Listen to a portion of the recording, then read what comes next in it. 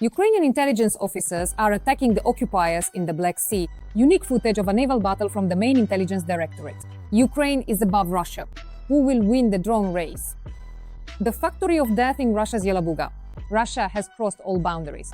I'll tell you all the details in a moment. Hello, this is Ukraine Today. I'm Victoria Panchenko, and here are the latest events. Ukraine is successfully striking Russian enterprises that manufacture UAVs. This was stated by Vadim Kushnikov, an analyst for the Militarny portal. The expert mentioned the Kupol plant in Izhevsk, which produces Shahed-type drones. As a result of attacks by Ukrainian forces, the effectiveness of this enterprise has significantly decreased, and its production has essentially come to a halt. We are seeing effective steps being taken in this direction. We can mention one of the enterprises involved, among other things, in the production of Shahed-type drones, namely the Movitebsky Kupol plant in Izhevsk, which is responsible for manufacturing the Harpy-A and Harpy-A1. This concerns the measures that were implemented by our security. However, it is difficult for us to strike with a large number of drones at the same time. Currently, Russia produces up to 6,000 drones per month. Unfortunately, our capacity is significantly lower, notes Alexander Kochetkov, an expert in missile and nuclear armaments. However, our drones are capable of paralyzing Russia's air traffic, causing fires, and their main targets are industrial and logistical facilities. The expert also believes that in order to paralyze the airspace, it is necessary to launch individual drones over the widest possible area. That is, they are currently producing up to 6,000 drones per month. Unfortunately, our capacity is significantly lower. Therefore, striking Russia with a large number of drones simultaneously is quite difficult. We don't have enough crews to launch a huge number of them all at once. We have certain difficulties with specific types of drones. They require a runway, meaning a sufficiently flat surface, and preferably closer to the front, but not right in the front line area. And there aren't that many such places. You can't just block a road for this purpose. That is, you can't launch a huge number of drones from one place, because their reconnaissance drones and satellites will spot it and strike the entire drone airfield with a missile right away. So there are certain natural limitations here from one point of view. From another point of view, it depends on the objective. If we're striking an airfield or an ammunition depot, then that's exactly how it's done with complex different types of drones. Some fly higher, others lower, approaching from different directions to confuse the air defense of that facility as much as possible. And sometimes they even add missiles to the drones. That is, it's a complex approach, so that drones and missiles arrive almost simultaneously. Everything depends on the task, the capabilities, and the quantity. If the goal is to paralyze the airspace, then individual drones should fly over the largest possible area. That's when they're forced to cover everything. If a large number of them fly specifically at a single target, they won't be covering the airspace, they'll be protecting a specific object. So regarding power, well, I don't quite agree that the power is fundamentally different.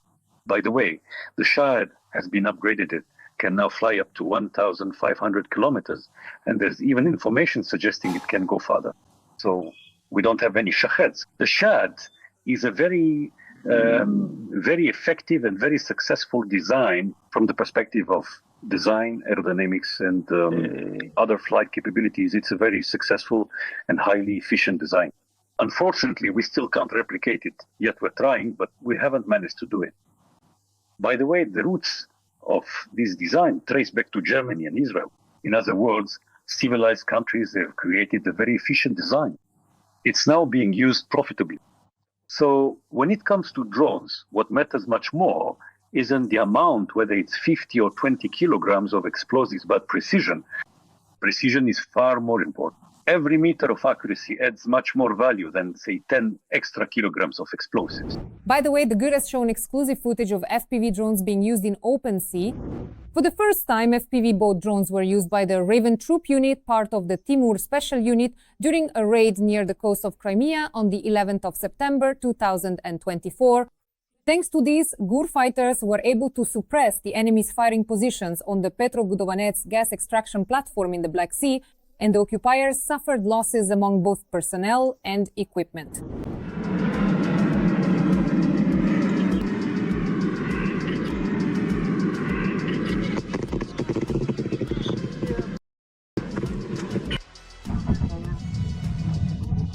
The cassette worked. We're holding on together.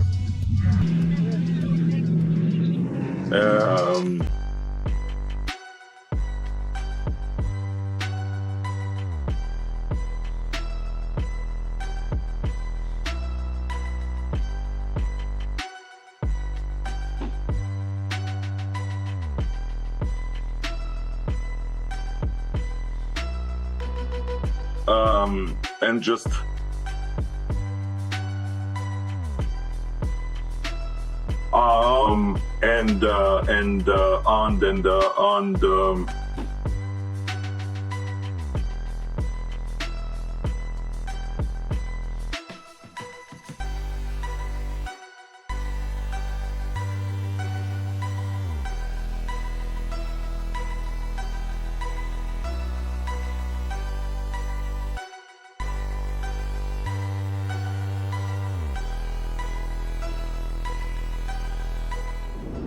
Every voice matters. Join our community, support independent journalism and help us bring you the truth from Ukraine.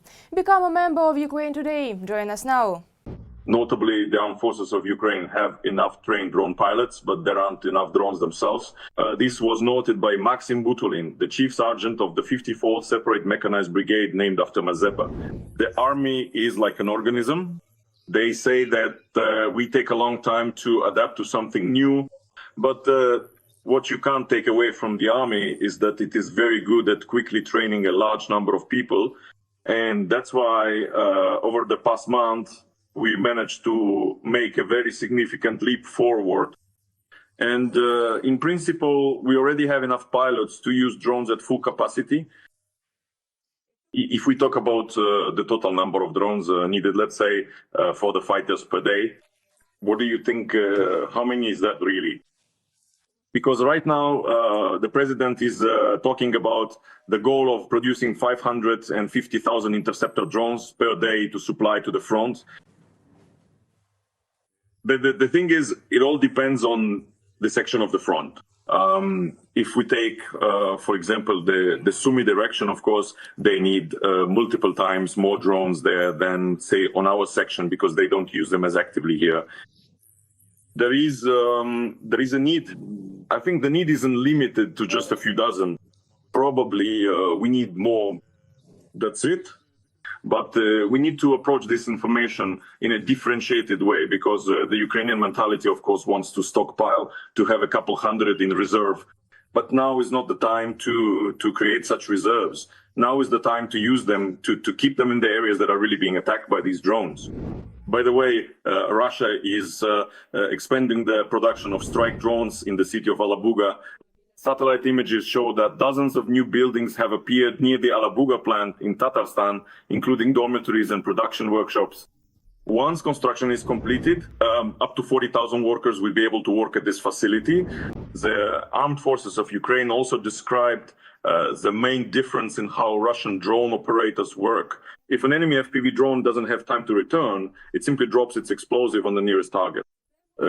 This could even be an ordinary residential building. Roman Temny, commander of the 134th Security and Maintenance Battalion, explained that the target doesn't matter to the occupiers. The main thing is to create the illusion of a successful mission and that the flight was not in vain. In particular, the military say that the Russians are trying to use them for reconnaissance strike missions. But at the same time, if, for example, they realize that the time the FPV drone can operate is about to run out and it won't be able to return, then as a last resort, they want to use it somehow. And in particular, they drop explosives on the nearest residential areas or private houses. Is there anything similar that you observed directly there in the border area of Chernihiv region? And in particular, how many civilians are there?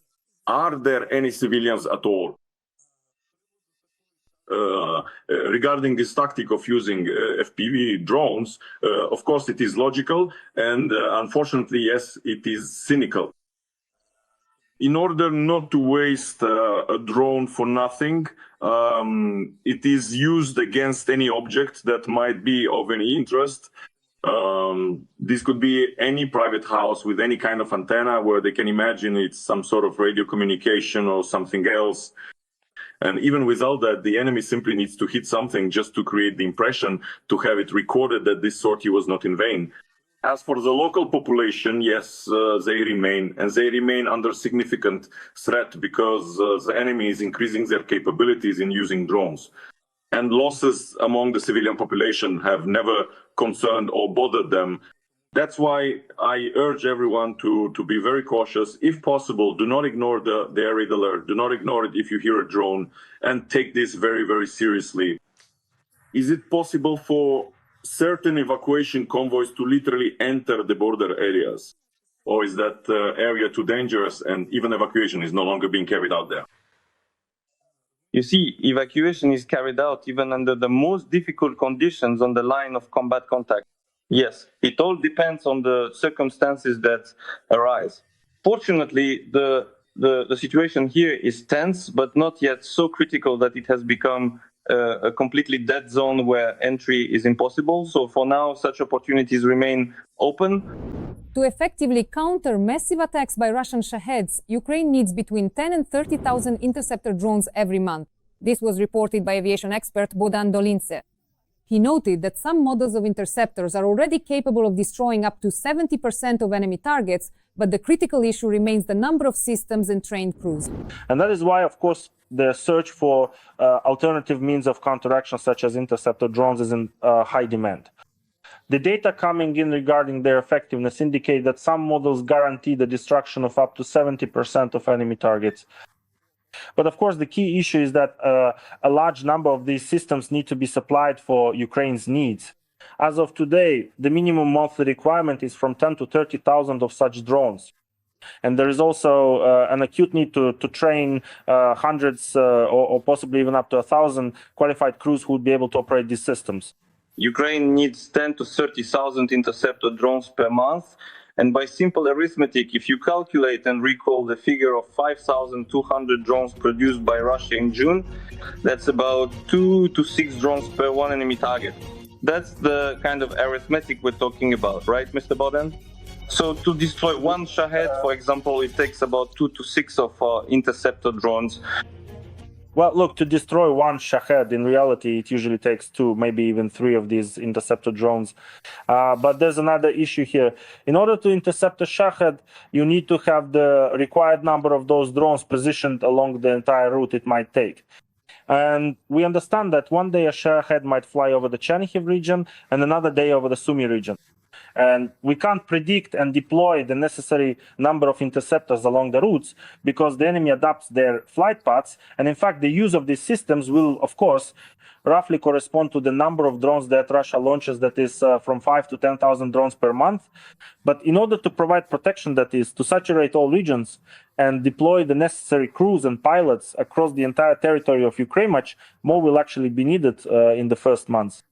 That's why I say that up to 30,000, this is to ensure, so to speak, the necessary quantity for most routes.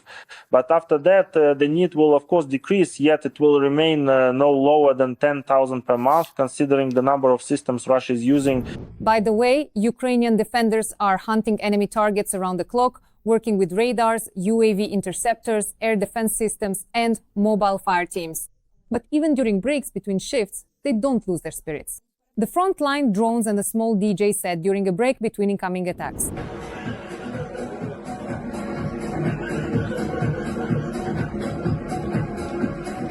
That's all the news for now. We're looking forward to your comments. More to come, stay updated on the main events and hit the like button below the video. Wishing you peaceful skies above.